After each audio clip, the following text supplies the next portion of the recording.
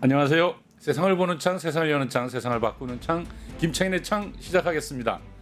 우리가 생각하면서 미처 생각지 못한 일들을 찾아 조목조목 문제를 짚어주는 천만의 말씀 시간인데요. 대한민국 청년포럼 대표 김효주님을 소개하겠습니다. 안녕하세요. 네, 안녕하세요. 네, 처음 인사드립니다. 이 천만의 말씀을 통해 여러분의 궁금증을 풀어드릴 김효주라고 합니다. 이 거대한 권력엔 천만에요. 그리고 침묵엔 천만 명의 마음으로 응답합니다. 여러분의 천만의 말씀 지금 시작합니다. 네, 무척 기대됩니다. 그러면 오늘 들고 나온 천만의 말씀은 뭔가요? 네, 오늘 주제는 이 청년 담당관 제도 신설에 관한 것입니다. 지난 7월 7일이죠. 대통령실에서는요, 청년 담당관 채용을 공고한 바 있습니다. 그래서 오늘 이 시간에는 이 제도의 의미와 그리고 실효성에 대한 이야기를 해보고자 합니다. 네, 청년 담당관 제도. 청년들에게 많은 관심을 끌고 갔습니다. 이재명 대통령은 왜 그 성남시장 시절부터 이 청년 문제에 대한 관심이 깊었고요. 또 다양한 청년 복지 제도도 도입했었고요.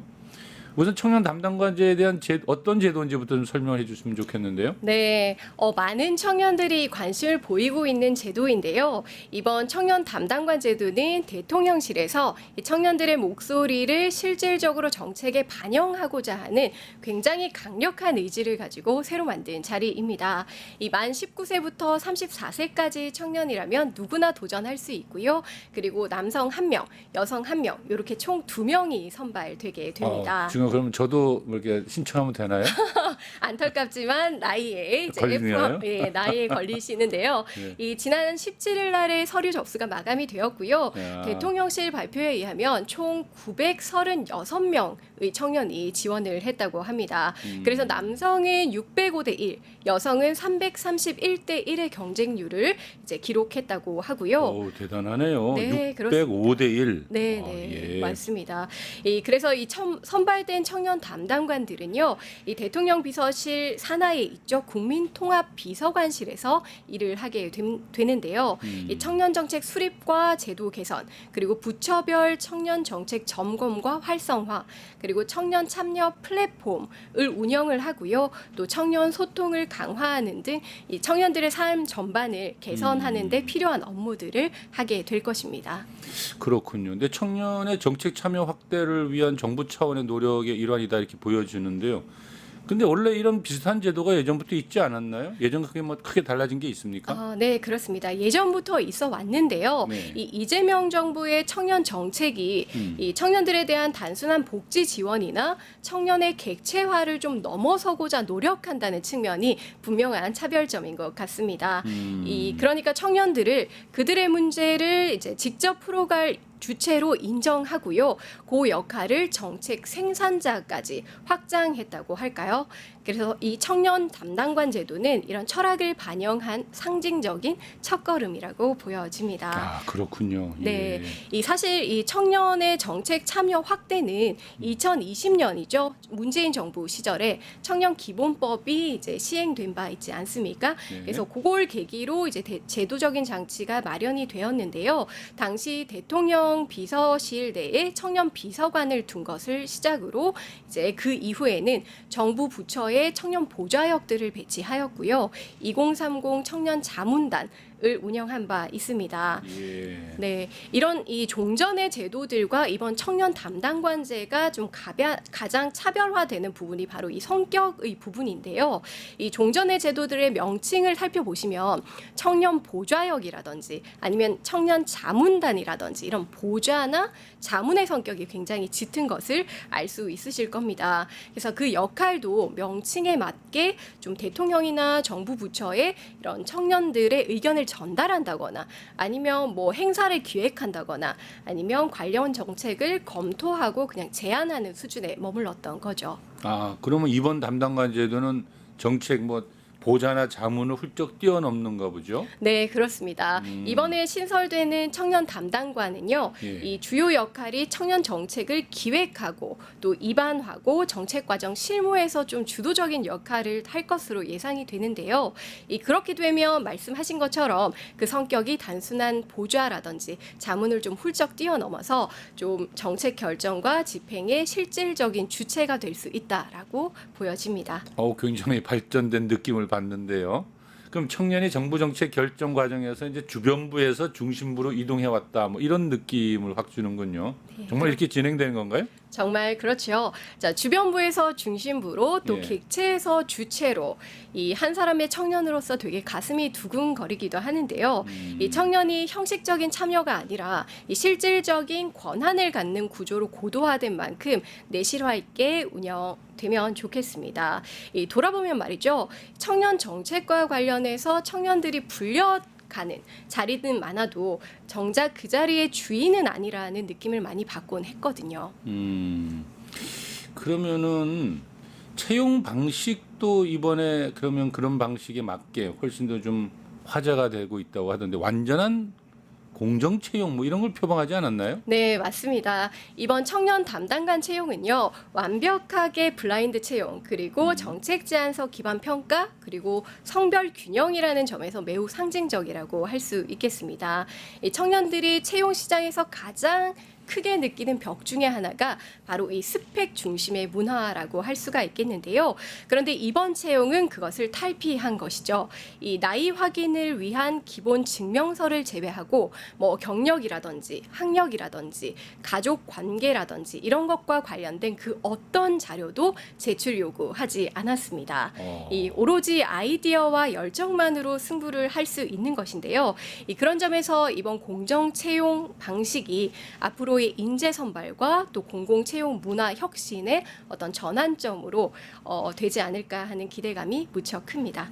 그러면 오로지 그 정책 제안서만으로도 뽑는다는 거죠? 네, 그렇습니다. 이 자신의 포부와 계획을 담은 그 정책 제안서만으로 이제 그 심사를 받게 되는 것인데요. 이 지원자들이 제출한 청년 정책 제안서는 이 전문가와 청년 활동가로 구성된 외부 평가위원단들이 심사하게 됩니다. 이 서류 합격자들은 7월 31일이죠. 이 평가위원단과 국민 참여단 50여 명이 함께하는 그런 발표 면접을 보게 됩니다. 참고로 지원자들을 대상으로 그날에 질문하고 또 평가할 국민 참여단은 7월 22일부터 이틀간 이 청년 인재 데이터베이스 홈페이지죠. 2030db.go.kr을 통해서 청년들을 대상으로 공개 모집할 예정이라고 합니다. 이런 채용 방식을 표방하고 있는 청년 담당관 제도는요, 청년 정책을 만들 자리에 청년들을 직접 앉히겠다라고 하는 신호로 볼 수 있고요. 이것은 청년을 정책의 수동적 대상이 아니라 이런 능동적 주체로 세우려고 하는 매우 중요한 시도라고 볼 수 있겠습니다. 그렇군요. 근데 이런 시도가 사회 곳곳에서 확산돼 가지고 말이죠. 그 기업의 채용 문화로까지 자리 잡았으면 참 좋겠다 이런 생각이 듭니다. 네, 그렇습니다. 저도 그런 생각을 많이 했는데요. 예. 이런 공정 채용 방식을 우리 사회에 좀 많이 퍼뜨린다면 이것은 우리 사회의 공정성이라든지 포용성을 많이 강화시킬 수 있을 거라고 생각을 합니다.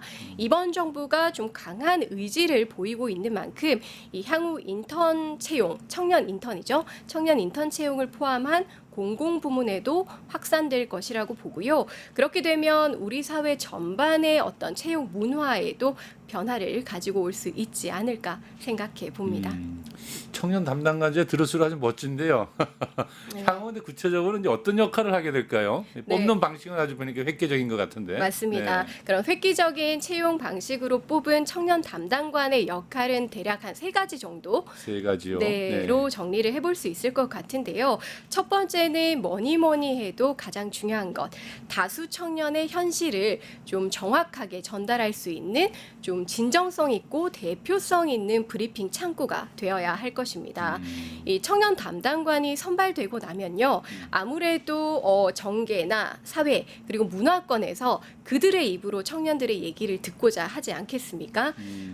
그렇기 때문에 이 청년 담당관들은 정말 넓은 범위에 속해 있는 다양한 어떤 청년들의 이야기를 좀 잘 들을 수 있도록 해야 할 것입니다. 그래서 다수의 특히 일반 청년들의 목소리를 듣고 또 듣는 것을 가장 우선시해야 할 것이고요. 그런 소통을 바탕으로 이제 단순한 통계나 뭐 언론 보도가 아니라 다수 일반 청년들의 어떤 현실과 필요에 대해서 가감 없이 또 그들의 언어와 감각으로 또 전달을 할 수 있어야 될 것입니다. 그러니까 이제 첫째는 다수 청년들의 현실을 정확하게 전달하는 브리핑 창구가 돼야 된다. 네. 네, 그게 첫 번째 역할이다. 네, 예. 그렇습니다. 그리고 또 있습니까? 네, 두 번째는? 그럼요. 두 번째 역할은요, 이 정책 기획의 주도자이자 촉매제가 되어야 한다는 것인데요. 이 각 부처의 정책이 청년 현실과 얼마나 좀 괴리가 되어 있는지 면밀히 검토할 필요가 있을 거고요. 그리고 그것을 조정하고 좀 수정하는 데 있어서 주도적으로 참여할 수 있어야 될 것입니다. 그리고 이제 마지막 세 번째는 청년 소통 플랫폼의 운영자 역할인데요. 이 청년들의 얘기를 단순히 듣고 전달하는 것에 머물지 말고 이 소통 플랫폼을 통해서 청년들과 함께 정책을 설계하고 또 피드백을 주고받고 그 과정을 주도적으로 좀 이끌어 나가는 운영자적 태도가 필요할 것이라고 봅니다. 그러니까 이제 책상에서 보고만 하고 있는 것이 아니고 이제 이 정책의 연결자, 생산자 이런 역할을 다 한다 이런 말씀이잖아요. 네, 그렇습니다. 그런데 말이죠. 김효주 대표님은 오랜 기간 동안에 현장에서 청년들과 소통해 오고 또 그런 것을 현실에서 뛰어다니면서 활동하신 분인데 이 제도가 현장에서 어떤 의미로 다가올까 누구보다도 잘 관심 있게 볼 것 같습니다. 네, 그렇습니다. 제가 이 현장에서 오랫동안 청년들이랑 소통을 해오면서요, 가장 많이 들었던 말이 뭐냐면, 우리를 위한 정책인데 왜 네. 정책의 기획과 결정과 집행과 평가 이 전 과정에서 청년이 빠져 있느냐, 도대체 청년 정책은 누가 만드는 것이냐라고 하는 질문이었습니다.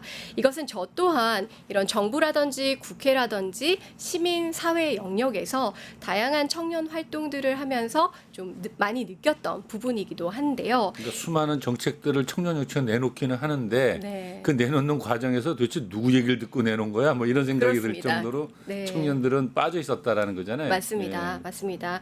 근데 관련 노력들이 분명히 확장되고 있는 것은 맞습니다. 하지만 여전히 아직까지도 많은 청년들에게는 와닿지 않는다라고 하는 부분이 좀 짚어야 될 부분인 것 같고요. 그런 의미에서 이번 청년 담당관 제도가 이런 단순한 직무 채용이 아니라 이 정부가 청년들에게 당신들의 목소리를 듣는 것을 넘어서서 함께 만들자. 혹은 이제 당신들이 주체가 되어서 청년 정책을 만들어 달라라고 하는 공식적인 손짓이라고 저는 보고 있습니다. 이 청년 담당관들이 이제 8월에 뽑히게 될 텐데요. 그 친구들이 뽑히게 되면 그 제 역할을 하고 저 정부가 잘 뒷받침을 해준다면 힘든 현실을 살아가고 있는 우리 일반 다수의 청년들이 정말 원하는 것을 정책화시키는 게 가능할 것이라고 생각을 하고요. 거기에 더해서 사실 정치나 국가 운영의 방향성에도 이런 것들을 좀 접목시킬 수 있는 좀 진짜 출발점이 될 수 있지 않을까 하는 생각을 해보고 있습니다. 그러면 그 청년 정책 그 담당관이라고 하는 이분들이 정말 많은 청년들을 만나는 것부터 일을 시작해야 되겠네요. 네, 그렇습니다. 그런데 실천적으로 이런 채용이, 그러니까 이제 청년 담당관 이 채용이 실효성을 거둘 수 있는 방안이 이제 필요할 것 같아요. 제가 보니까 이 제도의 가장 중요한 것은 그냥 일회성이 아니라 만들어 놓게 되면은 이 제도를 지속시키고 점점 확장시켜가는 것이 정말 중요하지 않겠어요? 맞습니다. 네. 네. 그 방안이 있습니까? 생각하시는? 네, 네, 있습니다. 이 청년 담당관 제도는 분명히 좋은 제도라고 저는 생각을 하고요. 좋은 시작이라고 생각을 하고요. 네. 하지만 말씀하신 것처럼 그 실효성이나 지속 가능성 을 담보하기 위해서는 이것이 좀 제도화되고 또 운영이 내실화되는 것이 필요하다고 생각을 합니다. 이 가장 중요한 건 말이죠. 이 청년 담당관의 역할이 본래의 목적에 맞게 잘 돌아갈 수 있도록 하는 것인데요. 거기에 가장 필요한 것이 뭐냐라고 생각을 해봤을 때 이 정책 테이블에서 실질적인 권한, 그러니까 의사결정권을 가지는 구조라고 생각을 합니다. 더해서 이 정책을 좀 관철시킬 수 있는 통로가 좀 보장되어야 하는 것인데요.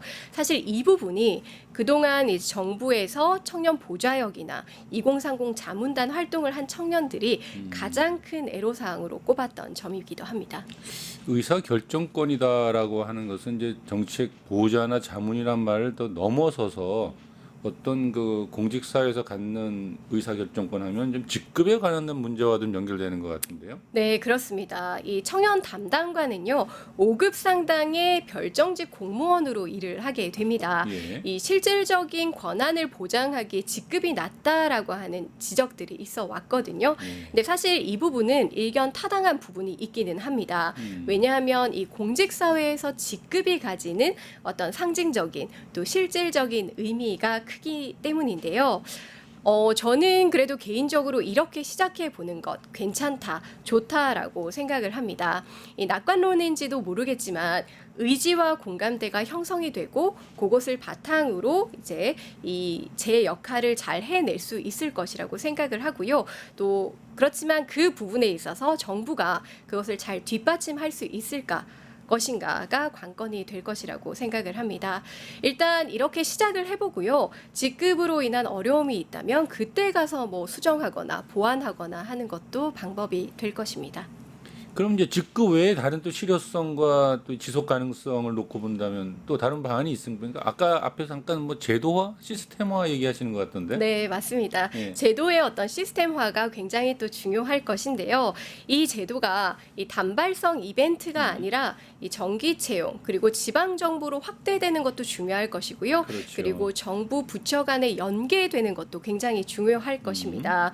이 청년 담당관이 일회성이 아니라 정기 채용화되어야 할 것이고요. 특히 이 지자체 각 시도에 청년 담당관이 좀 배치되어 가지고 역동을 좀 살려나갈 수 있다면 그 시너지 효과가 굉장히 클 것으로 저는 예상이 됩니다. 그리고 또 한 가지 덧붙인다면요. 정책 성과에 대한 평가 그리고 피드백 과정도 꼽고 싶은데요. 이 과정에 일반 다수 청년들을 좀 많이 참여시킬 수 있도록 노력하는 것이 반드시 좀 필요하다는 말씀을 드립니다. 그래서 아까 이제 3가지 정도를 말씀드렸는데요. 이런 부분들이 좀 충족되게 된다면 이 해당 제도의 실효성과 지속성 그리고 확장성을 좀 담보할 수 있지 않을까 하는 생각을 해봅니다. 잘 들었습니다. 마지막으로 하고 싶은 말씀 있습니까? 네, 이 많은 국민들 그리고 청년들이 그렇겠지만 저 또한 이재명 정부가 들어서면서 큰 희망을 가지고 있습니다. 이 청년 정책은 대체 누가 만드는 거야? 라고 하는 질문에 이제는 우리 청년들이 내가 만든다라고 답할 수 있는 기회와 시대가 왔다고 생각을 하는데요. 이번 청년 담당관 채용에도 많은 청년들이 관심을 갖고 또 도전하였습니다. 이 먼저 지원하신 분들의 건승을 빈다는 말씀을 드리고 싶어요. 이 젊은 나이와 좀 이 혁신적인 아이디어 그리고 담대함을 갖춘 이 시대에 꼭 필요한 청년 담당관이 탄생하기를 응원합니다. 그리고 또 하나 좀 짚어드리고 싶은 것은요. 이 대통령실이 이번에 접수된 모든 정책 제안서들을 국무조정실과 관계 부처에 이제 전달을 하고 또 면밀하게 검토한 다음에 실제 정책에 반영될 수 있도록 추진할 예정이라고 발표를 했는데요. 이 정부는 그 과정에서 청년 담당관으로 선발되지는 못했지만 또 좋은 아이디어를 제안한 그런 청년 지원자들과도 적극적으로 좀 소통을 할 수 있기를 바랍니다. 그리고 많은 청년들과 좀 직접 대화할 수 있는 다양한 플랫폼을 좀 더 많이 그리고 보다 가깝게 그리고 지속적으로 마련해 주시기를 부탁드리고요. 무엇보다 이 청년 담당관들과 함께 가야 할 우리 청년들이 있잖아요. 그럼 많은 청년들이 현장에서 계속 목소리를 내고 또 손을 들고 자신들의 얘기를 나눠주면 좋겠습니다. 정부 그리고 사회가 청년들에게 귀 기울이게 만드는 힘은 바로 청년들에게도 있다는 그런 말씀을 드리면서 마무리하고 싶습니다. 오늘 말씀 정말 인상 깊었습니다. 이번 청년 담당관은 단순한 채용이 아니라 정책 생태계 전체에 청년이 주도적으로 진입하는 첫 관문이라는 점에서 큰 의미가 있다는 생각이 들었습니다. 오늘 8월에는 대한민국 최초의 청년 담당관이 선발되게 될 텐데요. 추후에 기회가 된다면 김효조 대표님과 함께 앞으로 선발될 청년 담당관들과 청년 문제를 다루어 보면 좋을 듯합니다. 이재명 대통령은 2019년 경기도지사를 지내며 청년 비서관 공개 채용에 나선 바가 있지요.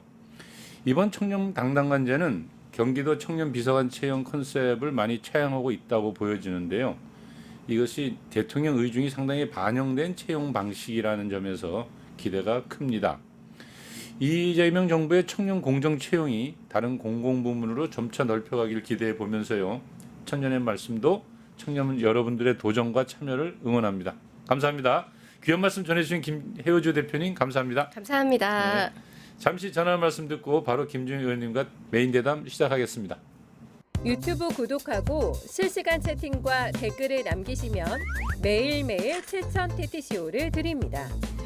참여 방법은 통통물 어플을 다운로드하고 회원가입과 로그인을 해주세요. 마이페이지에서 나의 회원 고유 번호를 복사해주세요. 유튜브 구독 후 실시간 채팅이나 댓글창에 고유 번호를 한 번만 입력하면 준비 끝! 지금 유튜브 채팅과 댓글 쓰기 참여하고 7,000TTCO 받아가세요.